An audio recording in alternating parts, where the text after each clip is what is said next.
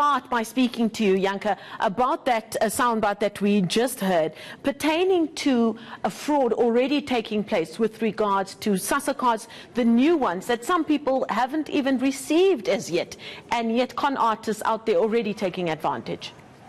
Yes, that is quite a concern. If you keep in mind about 370,000 people are yet to swap their cards to get the new SASSA Gold cards. But it seems already, they didn't know the exact number, but they said boxes full of these new cards were already found in the possession of people who obviously were not supposed to have them. So we've even heard last month already from SASSA just saying that they have to be, beneficiaries need to be extremely careful, because that scam that was making the rounds on social media, that people were offering grocery vouchers in exchange for your personal details, and it had SASSA's information on. So after that then came this arrest of 11 people. So people need to be extremely careful, but as we said, they're already busy, and some people are even yet to swap, so they have their new cards. One is assuming that the need for the new SASSA cards also had to do with security to a certain extent as well.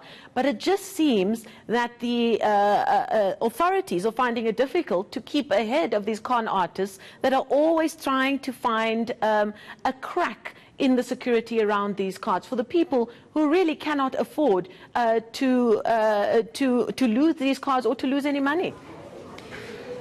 Yes, it is quite astonishing if you think about who these people are targeting. Obviously, it's the poorest of the poor. It's people who, if you steal, for example, the 100 Rand from them, this might have been the last 100 they had to not just look after themselves, but the other people in the family as well. So you would find it interesting that they target those people who do not have money, but it's because these people are, in some cases, extremely desperate. So if they do get a notification and it has, for example, SASSA's logo on, or the Department of Social Development, they don't always think twice, or they don't ask questions before falling for the scam. What will be important is for the police to find out exactly what these suspects were intended to doing with these new SASSA Gold cards, because it's still unclear how they were planning on using it. Maybe they were looking at swapping it for valid cards, because these cards weren't activated and they haven't yet loaded money on them, so they might be able to get some insight that will assist them going forward. Let's move our focus now to another part of the SASSA story you've been covering for us. Those who fail to get new cards will not be paid in January, as their cards will expire at the end of December. Now, that department going to great lengths to try and encourage as many people as possible to ensure that they have those new SASSA cards. What are the numbers looking like?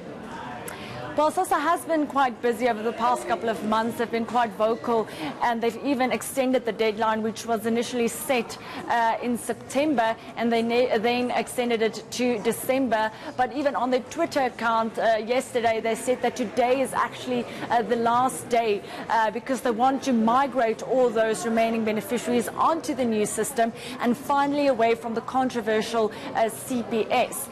But we do understand that about 370,000 people nationwide still needs to do the swap. In Gauteng, it's about 102,000 specifically. And judging by what we saw in some of the offices today, it is moving at quite a snail's pace. And there's different reasons for this, even though they've been trying different mediums to inform people. I spoke to one lady, for example, who said that she hadn't known until someone called her this week to say that she needs to swap. Another beneficiary told us, well, you said the end of December, so I came at the end of December, so I still had time. So some people are actually leaving it until the last minute. What will happen next year, just to be clear, is the money will be paid into those accounts. The people will just not be able to access or withdraw it with the old card. So they will then have to go to a SASSA office to swap the card next year, instead of just being able to withdraw it from the different merchants or the ATM. And then, to also very important, after 3 months, if it seems like that account is invalid and no one comes to swap the cards and withdraw the money, then those accounts will be closed. One more question. I don't know if you have the information to be able to answer this. There will, because it's a very busy time of year and people are potentially moving away from where they live, for most of the year. Some people might be watching this and they're in another town or in another part of South Africa, and they now realize they need to swap their cards. Can they do it at any SASSA office anywhere in the country? Yes, they can. They don't have to go to a specific SASSA office. They can also do the swaps at the post offices. They will obviously just need to have their identification ready, and then they will use their fingerprints to be able to move on to the new system. Also importantly, if people are watching, it's important to know that the SASSA offices are open on most days except for public holidays and over the weekends, but it's not like SASSA is closing over the festive season. It's normal working hours except for public holidays as well as Saturdays and Sundays. We'll leave it there for now. Janke Tolmay reporting to us live there from our newsroom here in Johannesburg.